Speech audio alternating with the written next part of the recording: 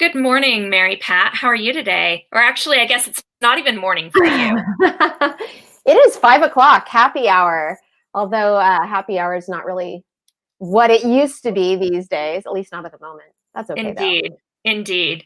Um, yes, I have been doing a lot of virtual cocktail dates these days. Hmm. So, Yeah. so one of the things that, and for those that are tuning in, Mary Pat right now is sitting in Galway in Ireland. Um, Mhm. and I'm here in Salt Lake City. And one of the things that I am just delighted about in this like chaotic moment that we're in right now is that we have the technology at the moment to be able to do things like this and still connect on a deep level and still get face to face time, despite Mhm. the fact that we are worlds apart or, in social distancing and isolation, and so that is a real benefit and something that's unique to this specific time, I think. I know. I'm really grateful for technology it's allowed me to take this move to Ireland, which I did a year ago, just over a year ago. And it's allowing us to stay connected even in isolation. And I just think that's pretty awesome. So, you just recently put out an article in Forbes about tips for working from home. Mm. And one of the interesting things is that you wrote that article before all this actually happened. I did. Isn't that crazy how timely? You are quite Um, prophetic. well, it occurred to me earlier this year, so probably 4 months ago. I've really been doing a lot of work with digitization, helping businesses take what they do, their systems and processes, and create that online cloud-based version of it, which is ultimately allows your business to be more sellable. But in the short term, it allows things to be more trackable and your employees have an easier model to follow. There's just so many benefits. We've had team conversations that we need to start bringing this information to the rest of the world. One of the things that we've done really well, and I've done now for 17 years, has been the work from home model, the virtual, while we're not virtual assistants, so to speak, that online wherever you are model is what we've used. And we've figured out not just how to be really efficient and productive, but how to create this corporate culture and this online family with this group of people that are we feel like family, and most of us have never been in the same room together other than like we are right now. And I really like that idea that despite the fact that we're all kind of a little bit separated now, that you can still have culture and community and connection and feel like your employees, your coworkers are still there. They're still with you. You're still working in the same room, even if it is a virtual room. Yeah, yeah, and it's there's benefits that you get. I am going to shut my door really fast because Yeah. I thought I was cocooned in here, but clearly I'm not. um, one of the things that it's we're all working from home right now. Almost everybody is, and almost everybody is really struggling also with extra distractions, with the energy Case of in everything, point. yeah, exactly, extra noises. um I think that there is, and I wrote that article with like everything that you should do, not everything, but here's some of the key things that you should do if you're going to be working from home to maintain productivity, accountability, setting yourself up for feeling good about all of it. Because if you don't feel good, you're not going to be as productive and everything else. But there's just so many important things that you need to be doing, and creating the culture and the connectivity with each other is arguably the most important piece of it. Without that, your productivity is not going to be what it could be, and often what it needs to be for us to be able to deliver for our clients. So super So walk important. us through some of those key tips for actually working from home and being productive. Okay, so the first one is technology. It's kind of obvious that we need technology to support us. And I'm going to state the obvious because I think a lot of people are discovering right now that they don't have some of those basic things. So broadband, your internet connection, speed, super important. It's obvious, and you need to be aware that if you're self-isolating with all of my doors are like opening by themselves. So hold on. How many in this work from home experience hiccups can we actually have to showcase things that you're supposed to do? Yeah. That would be a sign on the door and making sure doors are all the way shut so the dog can't open them or they don't open themselves. Back to what I was saying, technology, broadband. You really need a fast speed to meet your needs. And if you're sharing because you're in self-isolation with, 2 kids and a husband, and maybe your TV, like how many devices do you have going on at the same time? In today's families, you can easily count 10 devices all hooked up to your broadband, your Wi-Fi, and that's going to impact your ability to be productive during the day if everybody's online at the same time. So super basic, but really important. And maybe having some boundaries around who's allowed like primary times to be online, to be on video. We're all Zooming right now, which brings us to the next technology tip is having great video conferencing. Zoom has gone from being a video conferencing service to being a verb in the last, 30 days or so. Yep, I think that Zoom really landed on people's radar about middle of March if they hadn't heard of it before. Before it was kind of like a techie business solution, and now it is a global thing. And it's important to know what your options are. You can use Zoom for free, and you want to make sure if you are using it for work that, especially if you're working with clients, well, not especially, just some basic work parameters, I recommend paying for your service. Anything that's free is going to be higher risk for hackers when you're dealing with technology and online stuff. You don't want to be, I think they're calling it Zoom bombed. Yeah. Another verb that's appeared in the last few weeks. But nobody wants that when you're trying to conduct business. So Google Meet is another one that is a super easy free service. If you're on G Suite, it's part of your service. And if you're on G Suite and you're paying for that, then you're paying for the level of security, and Google protects its own. So, but there's lots of options out there. Make sure that it is secure, that I'll talk about a few Zoom tips just really fast because they've really had to increase their security. If you're on Zoom, they've been doing updates like 2 or 3 a week. Yeah. The last few weeks.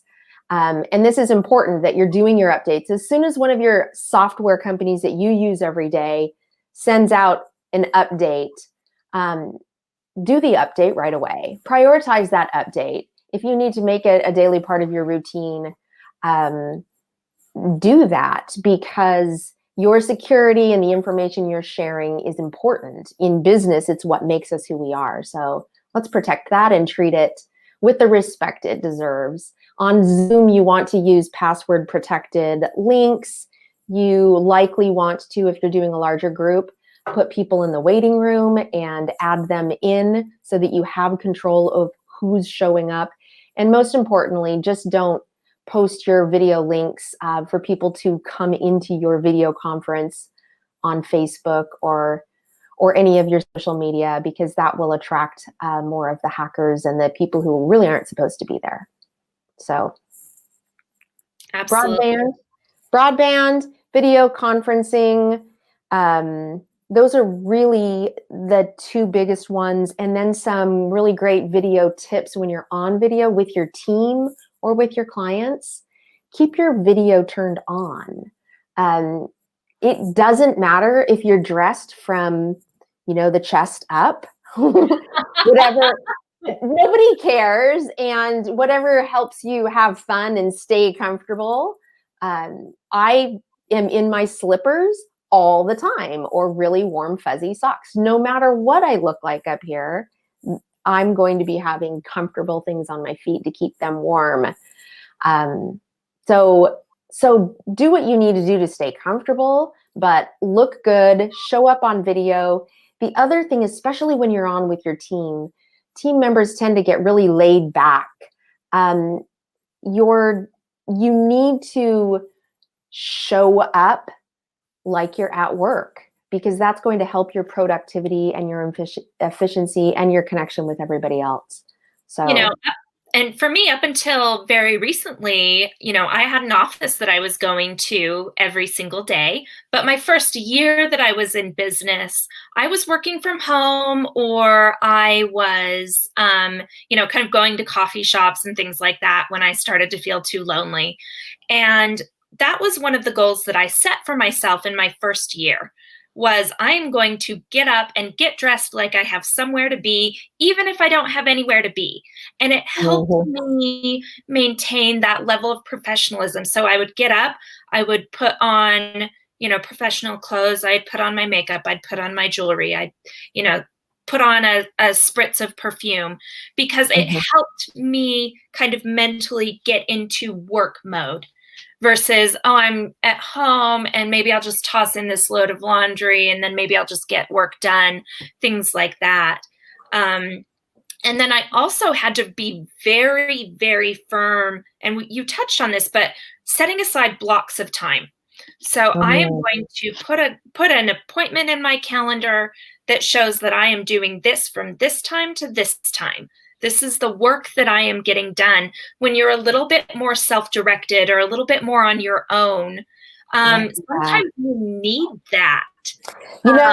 That's one of the greatest self-management skills, and you really will struggle working from home if you're not really good managing yourself. And I'm saying that as someone who is not good at managing herself. So I have so many tips and tricks. I want to talk about those, though, kind of at the end, because they kind of package all the other. I want to talk about environment and then just some basic business systems. And we started to get into the environment, like acting like you're going to work, setting up an office in your home, making it your space for work helps you do that mindset shift that you were talking about, to go from, whatever you're doing in your day and being at work. So really having a dedicated space and setting yourself up for success. When you're doing it in the moment during a pandemic, it might be a little more difficult because we're limited by what we can do. But if you're looking at maintaining a home office for longer than a few weeks, I strongly recommend setting yourself up as an office, having a desk, having your technology support you.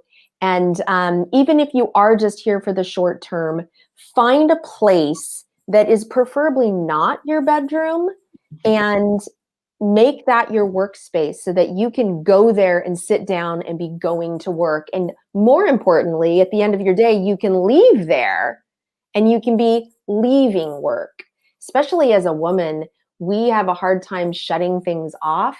And so there is I've got 20 minutes. I'm going to go do laundry, or I'm going to go do the dishes.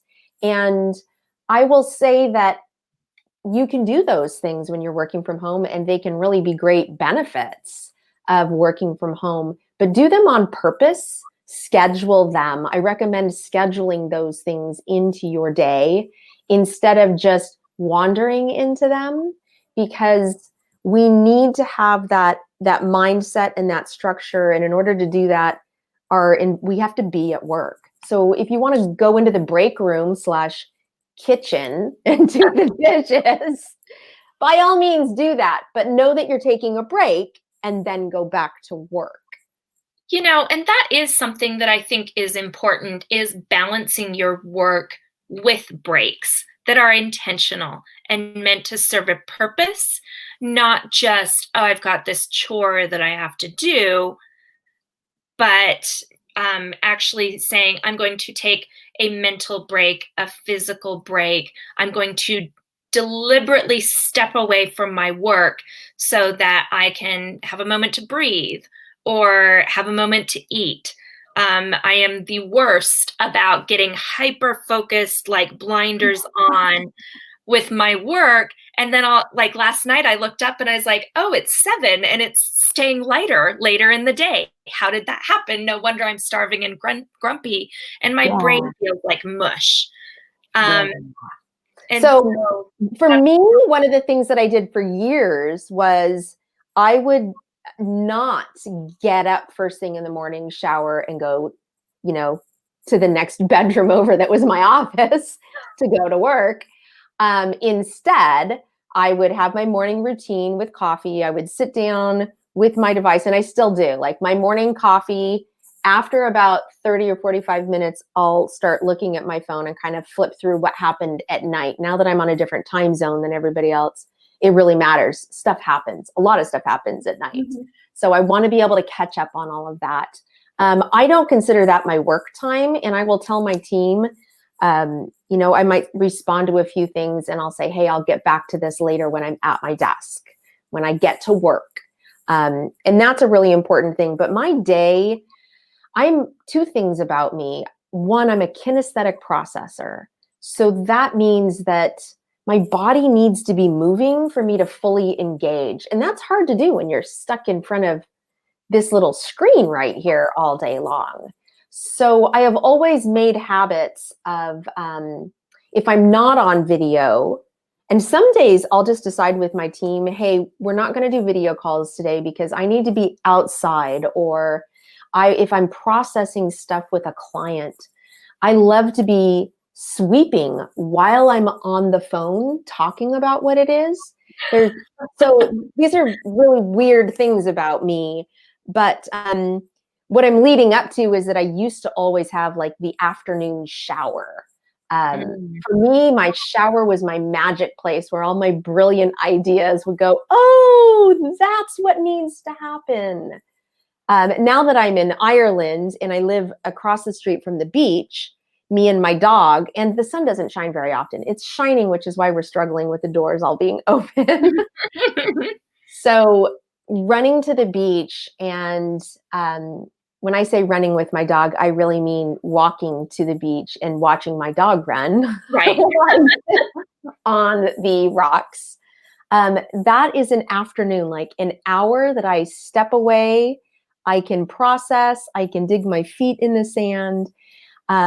All of these things are kind of tips and tricks that I use for myself because I need a kinesthetic experience. That means I need to be feeling and moving and using most of my senses to really ingrain the thoughts and the ideas and help my clients have better results. Like that's the ultimate result, right? Is that I do my best work and so we get better results for them. Well, and the other thing is that's so important right now is just taking time to get up and move.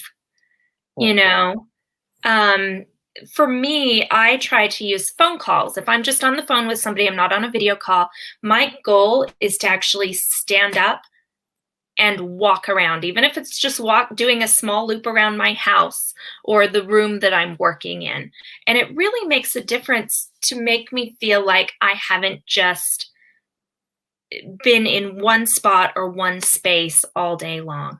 It makes a huge difference just mentally and physically. And we will get stuck in our space. And so if you are struggling right now with other people being in your space, so all these ideas sound really great when you're the only one in the house, right? We were discussing on a coffee chat this morning, a bunch of ladies, and there was a whole bunch of things that came up that ran the gamut from I'm the wife, so I have to take care of the kids, and my husband's business gets priority over mine, which is a whole nother thing. That's not this conversation. What does relate is the I don't have that space. I have small kids. And so one of the tricks, you might say, that is working for a number of women right now is getting in their car and driving down the street and making their little home office. So now they've got nobody knocking on their door, running through their office.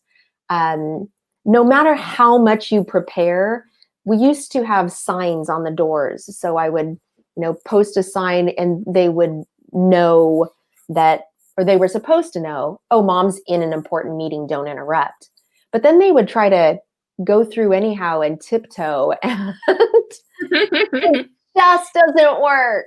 So figure out what works for you with in the short term right now, your environment, and make sure that it's yours and that you're set up for your success, that you're set up with all the tools that you need, paper, pens, your laptop, your strong Wi-Fi.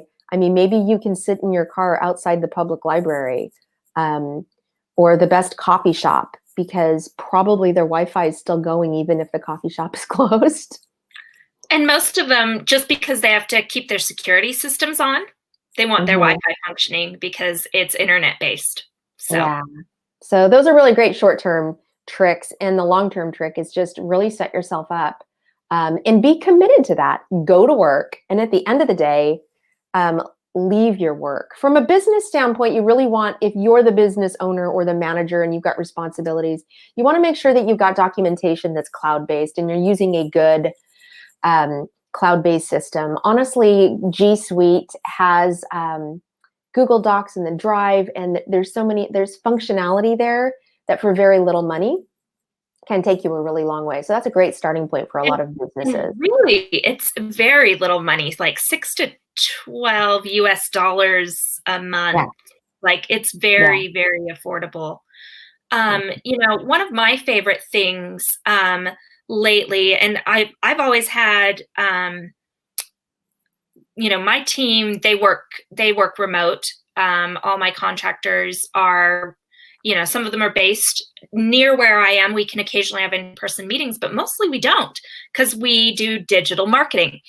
And so we're all just very at home in this digital landscape.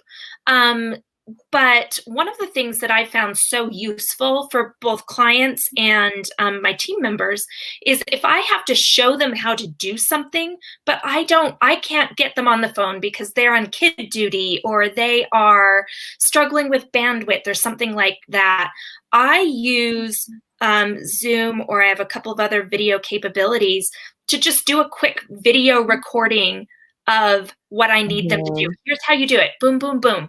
You just saw my screen. I can put that into Google Drive or Dropbox, or send it via email, or if it's recorded to the cloud, send a link.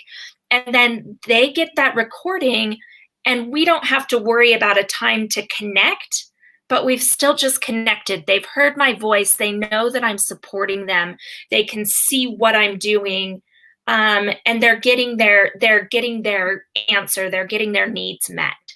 I love video tutorials. It is one of our favorite team ways. Like if we're struggling, or also we will use that internally if there's a question and answer going back and forth in an email or a comment thread about something, and it gets to about the third time back and forth.